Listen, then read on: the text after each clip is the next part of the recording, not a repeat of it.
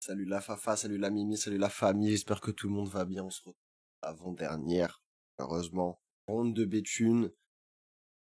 8e ronde, on est actuellement à 4 sur 7, si mes souvenirs sont bons. On est au-delà des espérances, tout se passe bien. On a les pièces noires dans cette avant-dernière ronde contre Florent Desmoulins. 130 élo au-dessus du main, il est 1640, il a exactement mon âge, ou un an de moins ou de plus, je sais plus exactement. Je crois qu'il a 0,5 points de plus que moi, il fait plutôt un bon tournoi. Enfin, lui qui, après la partie me dira qu'il le considère mauvais, etc. Il avait l'air un petit peu blasé de la vie, mon adversaire. On est toujours à peu près dans le même contexte que celui de la partie précédente. Ok, je suis plus aussi fatigué que la partie du matin. J'ai enfin les yeux qui se sont ouverts, j'ai réussi à les décoller. J'ai rien à mettre sous la dent en termes de préparation à l'entre-deux rondes. Et de toute façon, j'avais pas l'énergie pour ça. Je vais juste manger, me reposer dans le canapé. Essayer de récupérer un petit peu d'énergie après les bêtises que j'ai fait la soirée de la veille.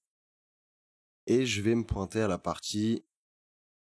Mes amis qui sont venus passer faire coucou dans le tournoi vont partir pendant la game. Et j'ai la chance là sur cette ronde-là d'être juste devant les gradins. Donc c'est génial, ils vont pouvoir regarder nickel la partie sans avoir à rester debout, etc. Parce qu'en gros on est dans une grande salle de sport en forme d'un léger U. Et tout autour en fait de ce U-là, enfin, d'un des côtés, on a un gradin qui fait toute la largeur de la salle. Et donc voilà, pour les conditions de la partie, je pense que j'ai pas grand chose de plus à dire. Comme je vous disais, j'ai aucune information sur mon adversaire et c'est pas un mec dont j'ai souvenir de m'être arrêté sur ses parties sur les 7 rondes précédentes. Donc j'ai vraiment, je ne sais rien. Je ne sais rien et je me pointe à la partie en espérant juste qu'il me joue soit du E4, soit du D4 et qu'on parte pas sur un tiré par les cheveux, etc. Parce que je suis encore fatigué, j'ai encore pas beaucoup de jus, machin. J'ai juste hâte que cette journée se finisse. C'était la journée dure où bah voilà, je paye le prix de la soirée de la veille où j'ai vraiment abusé. Et ok, je me dis, j'espère que ça va pas être une partie trop complexe. Et c'est là-dessus qu'on va attaquer la partie et mon adversaire qui commence pour vraiment me mettre bien à l'ancien. Il m'envoie cavalier F3, frère.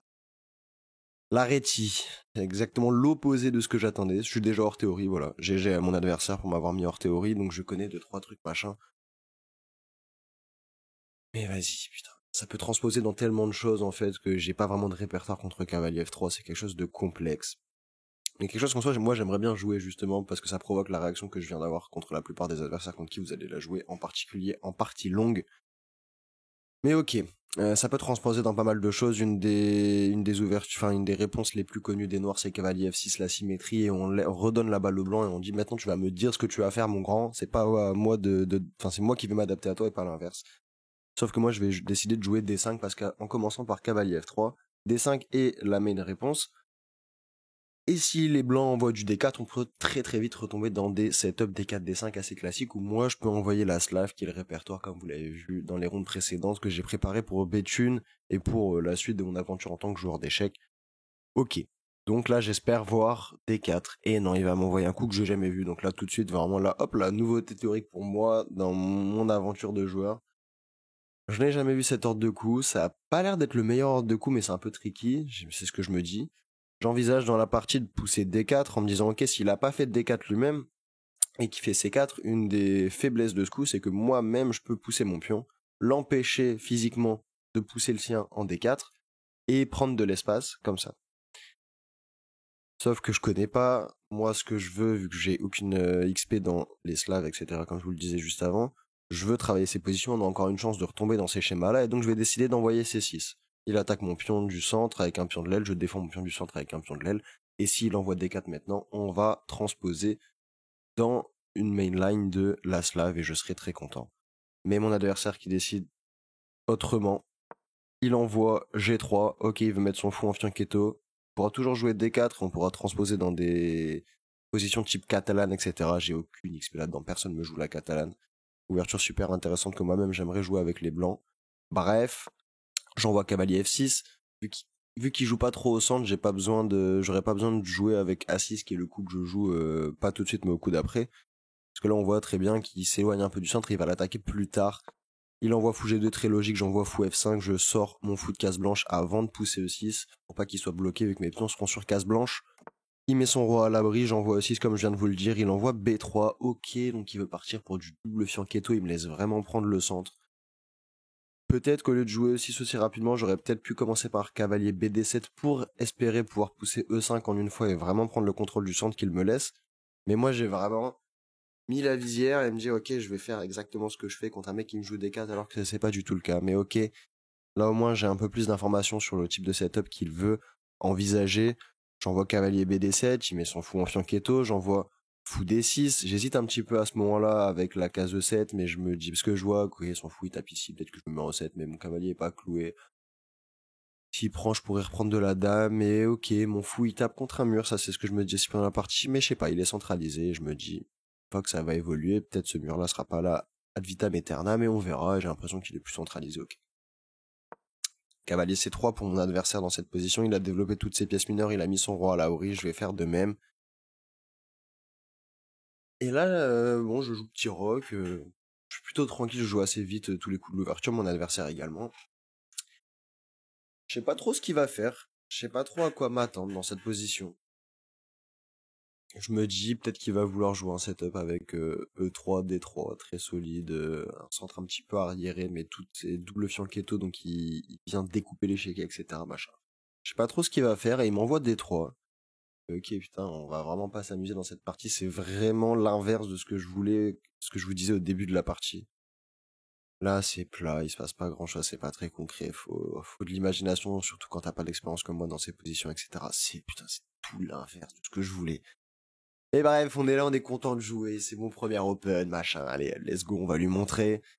J'envoie dame E7 parce que je sais pas quoi faire et je me dis, vas-y, vu que je sais pas quoi faire et que j'ai aucun plan en tête, je me dis soit madame, je vais la mettre en E7, soit en C7. Je vais lier mes tours et je vais continuer mon développement comme ça. Et j'ai une variante dans mon short and switch chessable. Il y a 2-3 variantes où les blancs, ils mettent leur fou de case noire en fianchetto en B2. Et dans une de ces variantes, une seule de ces variantes, il y a une batterie comme ça qui va me permettre d'échanger le fou de case noire. Donc je me dis, ouais, pourquoi pas. Je mets ma dame derrière mon pion, potentiellement je pourrais essayer de jouer pour du E5. Je sais pas si ça peut être un plan. Je me dis, ok, on reste flexible, on continue le développement. Et j'ai cette idée-là si vraiment je sais pas quoi faire. Mon adversaire qui m'envoie tour E1, donc ça paraît plutôt logique qu'il veut jouer enfin pour pousser son pion E et venir contrer le centre. Et là, je pouvais faire des coups très simples en fait, à base de H6 par exemple. On contrôle une case, on évite des mates du couloir, on se crée une case pour le fou H7, et il y aurait pu avoir des variantes comme ça, prise, il pousse le pion et on se retrouve dans des choses comme ça. Ça aurait pu être possible. À la place de H6 dans cette position, j'aurais pu aussi jouer fou G6. On voit qu'il veut jouer E4. Donc on vient décaler tout de suite notre fou pour pas qu'il soit attaqué lorsque les blancs réalisent la poussée. Et s'il pousse, on aurait pu se retrouver dans des positions comme ça. Je vous le passe rapidement, mais on aurait pu se retrouver dans des positions comme ça. Ok. Mais je sais pas, vu que j'ai pas d'expérience, que je sais pas trop quoi faire. Dans cette position, je vais décider d'envoyer. Dans cette position, je vais décider d'envoyer quelque chose de plus vers l'avant, de plus actif, où je vais me dire. Ouais, vu que je sais pas quoi faire, j'ai pas envie de faire un coup passif et on va faire quelque chose de concret. Et vu que je viens de faire dame E7, bah hop, je vais donner du sens à mon coup et je vais envoyer fou A3. Sans trop de conviction, certes, mais je me dis je fais quelque chose de concret. Il aurait pu jouer dame D2 par exemple et surprise dame prend et on aurait eu ce genre de position. Mais il va décider de lui-même prendre. Je vais prendre de la dame, logique, hein, quoi d'autre. Et il va prendre au centre, ok, on va commencer à avoir une évolution de pion. Et donc là j'ai deux possibilités. S'il avait pas fait fou prend et que ma dame était encore ici, j'aurais repris du pion C. Parce que il y a la tour en face et j'aurais pas voulu ouvrir, ça aurait donné sur du E4, en fait, dès que son pion bouge parce qu'il prend ou je ne sais quoi, boum, j'ai ma dame qui aurait été attaquée. Et j'ai pas envie de reprendre du pion C parce que je préfère avoir un certain déséquilibre, avoir plus au niveau de la structure de pion plutôt qu'une symétrie parfaite. Et maintenant que ma dame est en dehors du vis-à-vis avec la tour, je reprends sans hésiter. Une fois qu'il fait ses prends, je reprends du pion E en me disant, bah maintenant c'est moi qui vais pouvoir profiter de ça plutôt que toi qui vais pouvoir profiter du fait qu'il y ait ma dame et qu'il y ait des clouages ou des trucs comme ça. Et je vais pouvoir mettre une tour là-dessus et puis on va voir. Et juste je me dis, ouais, ma dame elle est un petit peu hors jeu, mais elle va pouvoir revenir, elle peut contrôler des cases à tout moment, je peux rentrer attaquer, je sais pas, il peut se passer des choses. Et j'ai une majorité, entre guillemets, à l'aile de pion, à l'aile dame. Ma dame est déjà bien placée si je dois soutenir une poussée ou quoi. Ok. Je déséquilibre la structure et je me dis, on était sur une position un peu insipide, là il y a un léger déséquilibre, juste au niveau de la structure de pion, parce qu'au niveau du rapport matériel, pas du tout.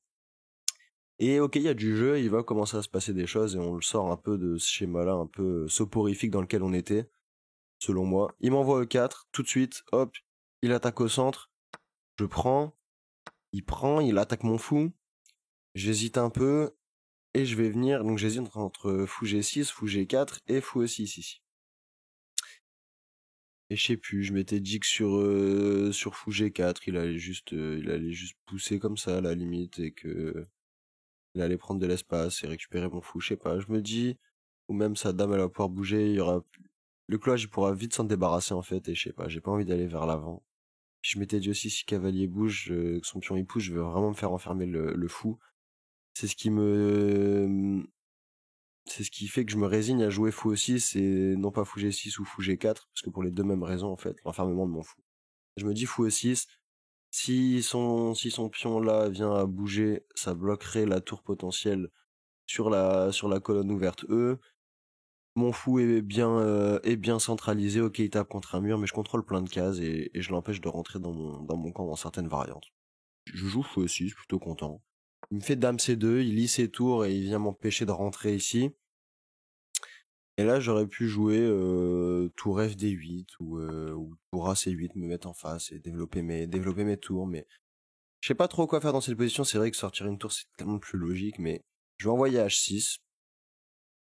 Envoyer H6 en me disant, c'est un coup qui paye pas de mid, on évite des matchs du couloir. Voilà, vous connaissez, on contrôle une des cases du cavalier. Si le cavalier vient ici, on va pouvoir le rechasser ou quoi, machin. On contrôle des petites cases et on verra. Et puis je sais pas, je m'étais dit si jamais il pousse à tout moment, si je peux pas jouer ça, je sais pas, j'ai une case en plus, ok, je me dis vas-y, on joue à 6. Je prends pas trop la tête. Et là, il va m'envoyer cavalier de D4. Ok, là, ça commence à devenir sérieux. Les pièces, elles arrivent au centre, il se passe des choses, il va falloir faire attention, il va falloir calculer. Et là, il menace de récupérer mon fou de case blanche.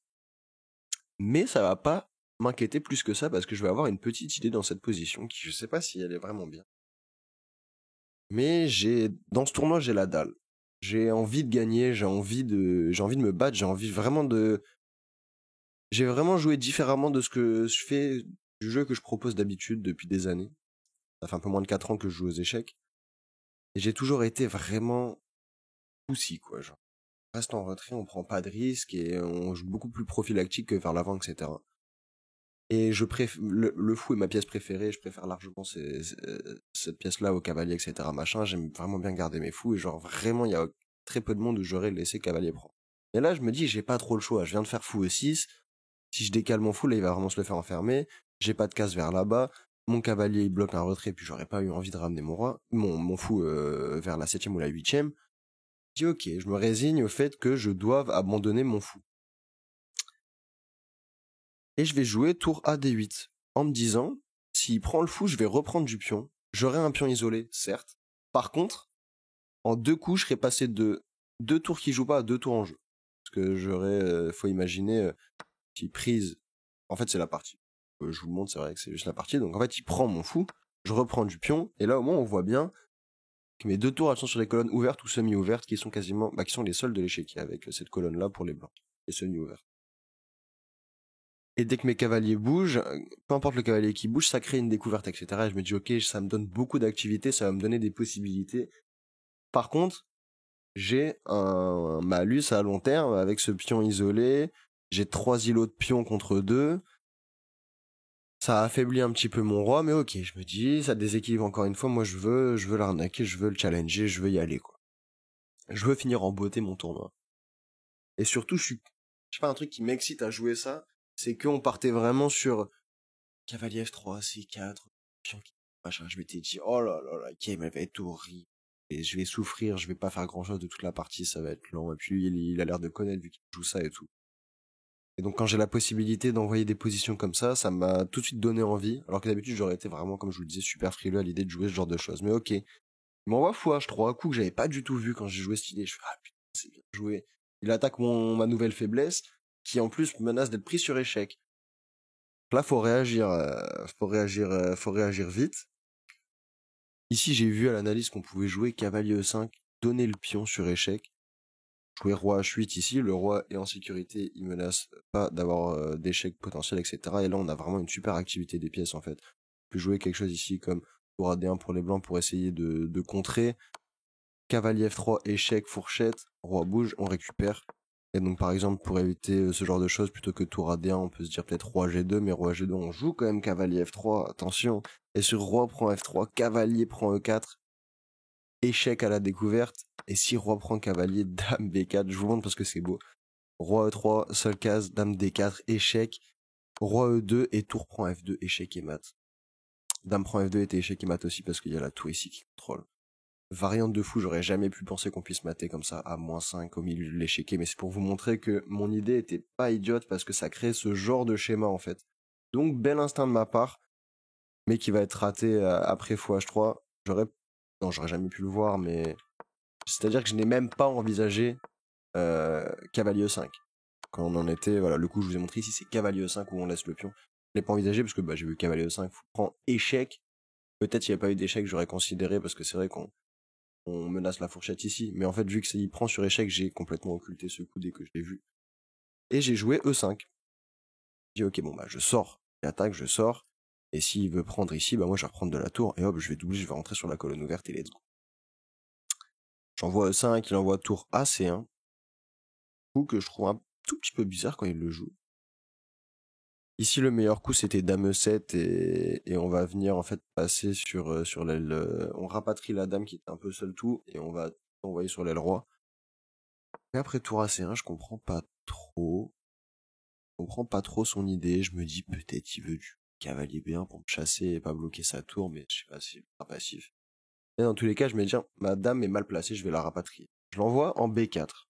Encore une fois, je veux pas aller trop vers l'arrière. Je me dis, non, c'est trop passif, il faut que je reste vers l'avant, machin. Je pense un peu trop à ça et je rate ce genre de coup que je trouve mieux en plus pour plein de raisons, mais bref. J'envoie dame B4 en me disant je sors de tout ça, je rapproche ma dame un petit peu du centre, on vient mettre un peu de pression ici, on se rapproche du jeu tout simplement. Il replace son fou, je me dis ok c'est cool, lui il a provoqué E5, mais moi je suis pas mécontent parce que E5 ça vient bloquer physiquement son pion E4 et son fou en G2 il tape sur un mur. Et là, je vais commencer à réfléchir parce que je trouve pas quoi faire. Je me dis, ok, j'ai fait mon petit coup, j'ai ramené toutes mes pièces, elles sont actives, mais qu'est-ce que j'en fais maintenant? Qu'est-ce que j'en fais maintenant? Et là, je vais tanker une bonne quinzaine de minutes, si mes souvenirs sont bons, peut-être un petit peu moins. Je vais tanker une bonne quinzaine de minutes et je vais finir par envoyer, dans cette position, cavalier C5. Envoyer cavalier C5 en me disant, boum, je viens de taper 3 fois ici, bon, c'est défendu 4 fois. Hein. Je viens de taper 3 fois ici, j'active ma tour. S'il faut, je peux stabiliser mon cavalier avec du B6. Et je sais pas trop ce que je veux en faire de mon cavalier, mais je sais pas, il va pouvoir... Ah, mais si, c'est ça que je vois, ouais. Là, j'ai tout ça, et je menace la fourchette de tour ici, et je m'étais dit, ok, on va vers l'avant, créer des menaces en un, et on va le faire craquer. Qu'est-ce qu'il va me répondre? Et là, il m'envoie cavalier D5. Cavalier D5. Raté. Je pense pas que je l'avais vu. Ça va me surprendre. Et là, je vais me reprendre la tête entre les mains. Je viens de passer entre 10 et 15 minutes sur le coup d'avant. Je sens que je suis fatigué, machin, là, la deuxième partie de la journée et tout, machin. Qu'est-ce que je fais? Il bouge son cavalier, il attaque ma dame, il libère la batterie, tour dame sur mon cavalier qui est défendu qu'une seule fois, attaqué 2 fois. Il attaque ici, je sais pas, il peut venir ici potentiellement, il peut y avoir des échecs là, je me dis putain, super coup.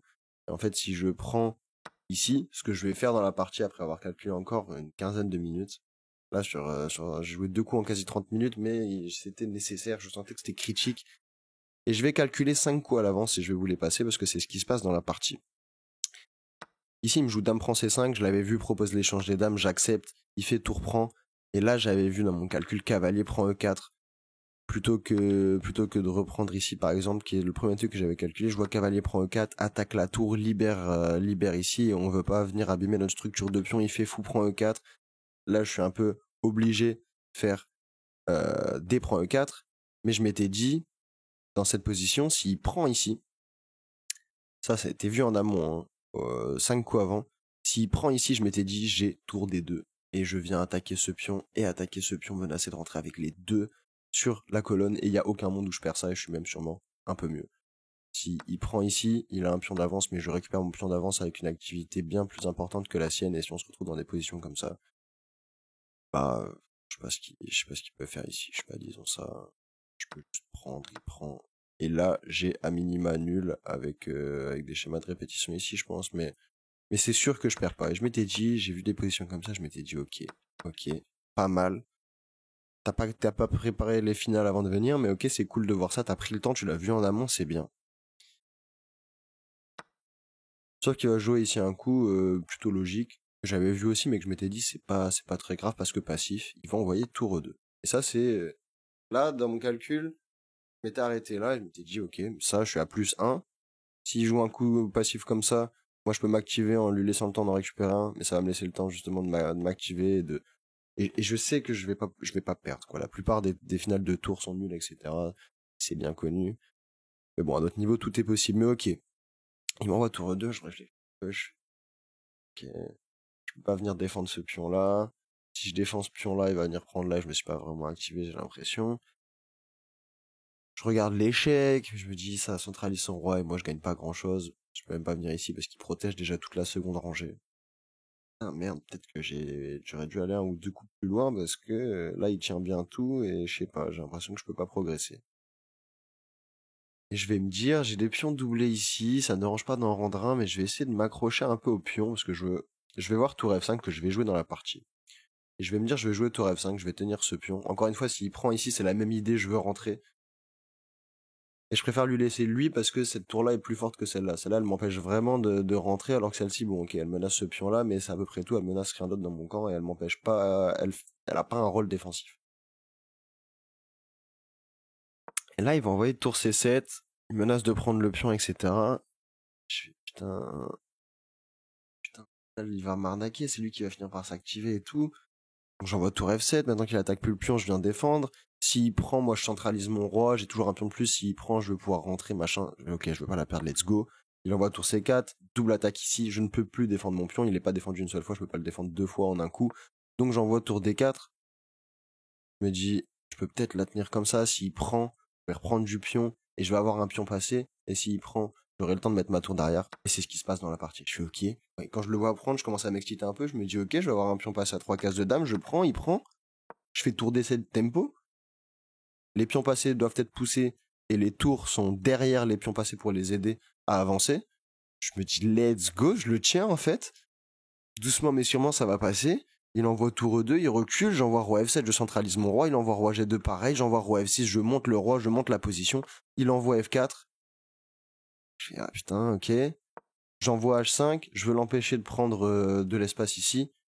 Il envoie roi F3 et il me propose nul dans cette position. Il me propose nul dans cette position, je le regarde, il a pas l'air très content de sa proposition, mais je le regarde, je fais, là c'est moi qui joue pour le gain. Je suis en mode, enfin franchement nul contre Florent Demoulin à 1640. Encore une fois, je suis pas en forme du tout. C'est la pire journée pour moi en termes d'énergie et de force et de conditions, etc. pour jouer. La pousser, c'est prendre le risque de la perdre contre un joueur qui sur le papier est meilleur que moi.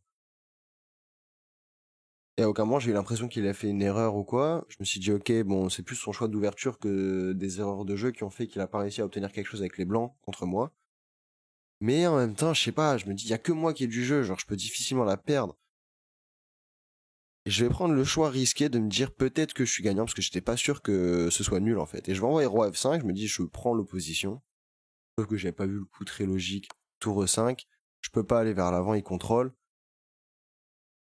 Et je vais me dire, ah, je tente un petit truc, je vais faire roi F6 et s'il prend, là je vais pousser et il va avoir, enfin s'il prend, je crois que je m'étais dit je viens ici pour contrôler cette case. Bah non, c'est contrôler. Ouais, je vais pousser, il va pas réussir à l'arrêter, je vais réussir à l'arnaquer comme ça.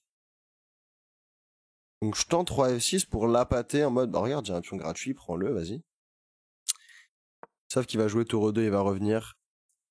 Et là, je vais regarder, je vais me dire, bah en fait, j'ai aucun moyen d'avancer. Si je pousse, il fait tour ici. Après, il va pouvoir mettre son roi là, et il va s'emparer de mon pion, et il va se retrouver lui avec un pion de plus, et c'est lui, j'aurais pu, potentiellement ce sera encore nul, mais je n'aurais plus aucune chance de gain. Et surtout, j'aurais des chances de perdre Et dans cette position, je vais me rendre compte et je vais surtout me rendre compte de l'état dans lequel je suis et je vais envoyer roi F5. Je lui repropose nul. Il me serre la main, il accepte et c'est match nul dans cette partie. Partie dont je suis vachement fier. Je pense que j'ai quasiment rien à me reprocher dans cette game. Il y a certaines choses que j'ai ratées, mais ma position et les décisions que j'ai prises ont fait que ce n'était pas dramatique. Tant mieux, le jeu des échecs est grand avec moi encore une fois. On va se faire une review rapide et vous allez voir qu'il y a de quoi être plutôt fier de cette partie. Je vous mets la review, hop. Vous pouvez voir que on a joué tous les deux à 94 de précision, donc une super game de part et d'autre, où il n'y a pas trop de risques qui ont été pris, je vous l'accorde sur le choix d'ouverture, mais quasiment aucune erreur de la part de mon adversaire ou même de ma part. Il y a eu une erreur de la sienne, apparemment. Ouais, ils ont l'air un peu difficiles sur l'erreur. On va se regarder ça très rapidement, mais il n'y a pas un million de choses à dire sur cette partie, c'est propre, on est sur une game assez plate, les choses ont été plutôt bien exécutées, qu'on est rentré en finale de manière un peu forcée, plein de choses se sont échangées. Pas la game la plus palpitante, mais ça fait du bien de jouer des parties aussi propres. Vous regardez là, voilà, j'ai jamais été inquiété alors que j'ai joué les noirs. Sur un truc que je connaissais pas où j'avais zéro expérience. Et ça, j'en suis pas un peu fier contre un adversaire qui était mieux classé que moi. Et ok, on est parti sur quelque chose du coup qui est pas mal théorique au final. Tout est cool, on a joué des super bons coups. Dame 7, j'avais peur que ce soit un mauvais coup, mais ça va. Tour E1, et voilà, ça c'était sûr qu'il fallait... ouais, ok, il y avait du tour D8, on pouvait juste continuer le développement plutôt que d'essayer de s'inventer une vie et de faire quelque chose d'aussi concret que ça. Il a pris, j'ai fait Dame Prend, ça isole un petit peu ma dame, donc très léger avantage au blanc. Il a poussé, tac tac tac, fou E6 le meilleur coup, GG, H6, donc voilà, il y avait mieux, fallait rapatrier la dame qui est pas si bien placée, surtout maintenant que je n'ai même plus d'idée de rentrer. Cavalier D4, tour D8. Alors j'avais pas du tout envisagé Dame C5. Ok, ça me paraît pas naturel comme coup. Tour D8 me le paraissait plus, fallait peut-être mettre l'autre tour ici et ramener cette tour là, bref. Et je vous avais dit, j'avais cette petite idée que si on prend et j'active mes deux tours, et c'est ça que j'avais vu, je m'étais dit ok, Louis t'es stockfish. Cavalier prend aussi, c'est une erreur. Puis on prend donc... Que cavalier aussi se prend une erreur, c'est que l'idée que j'avais eue était vraiment pas une mauvaise conception et ça fait très très plaisir. Fou H3. Quand je l'avais vu, ça m'avait fait un peu peur, mais c'est vrai que après que j'ai joué ça, bon, on a vu que cavalier 5 était vraiment fort. Et après avoir joué ça, je m'étais dit, ok, c'est super, j'ai égalisé au niveau de l'espace et je s'en fout, il fait un peu la gueule sur cette diagonale. Et ça, j'ai du mal à comprendre pourquoi c'est le meilleur coup. Mais ok, bref. Si on va se passer ça, bien joué à lui de sa part, hein, pas le coup le plus facile à avoir, même si très logique et on calcule, c'est pas si compliqué, mais c'est pas naturel en fait de se diriger vers ce genre de coup, donc j'ai jamais mon adversaire d'avoir trouvé ça. Et là, je suis content, fallait faire pion prend, mais ça me paraissait moins naturel. Garder un peu de complexité peut-être, ok. Prise. Ah oui, j'avais fait dans cette position cavalier prend et pas pion prend parce que je m'étais dit, je sais pas si pion prend ça va venir vraiment en gros lier les tours blanches et le mettre bien, mais là en fait je pense que je pouvais juste jouer quelque chose comme ça, comme tout à l'heure, et s'il décide de prendre peut-être de cette tour là, et ben moi c'est moi qui ai plus d'activité parce que je suis connecté sur la rangée plutôt que sur la colonne. Mais ok. Ça j'avais pas vu dans la partie. Je prends, il prend, je prends, il joue tour 2. Tour F5 le meilleur coup, tour F7 le retour, il joue ici bien joué. J'échange et je rentre là-dedans, voilà, seul coup, et là on monte les rois. Et ici, il va me jouer tour 2, il aurait pu, et je crois qu'en plus il aurait pu jouer ça. Mais bon. Il me joue tour 2 et je joue roi F5 et je repropose nul et c'est nul les amis. Let's go. Elle fait du bien celle-là, elle est importante. On est donc actuellement à 4,5 sur 8. 4,5 sur 8, ça veut dire que même si je perds demain, je finis à 4,5 sur 9. La moyenne, le minimum que je voulais. Pour être content, je voulais vraiment avoir 5 sur 9. Donc même si on fait nul demain, enfin peu importe le résultat de demain, je suis dans les clous. Et j'ai même le droit de faire nul et pas l'obligation de gagner si je veux arriver dans mes objectifs hauts qui étaient 5 sur 9. Super heureux de comment ça s'est passé. Pas heureux de la partie parce que j'aurais préféré jouer à autre chose et potentiellement gagner ou prendre le risque de perdre. Mais ça a joué vraiment propre. Ça a joué vraiment propre et c'est important de faire des parties comme ça pour le moral, pour dire qu'on est capable de jouer convenablement.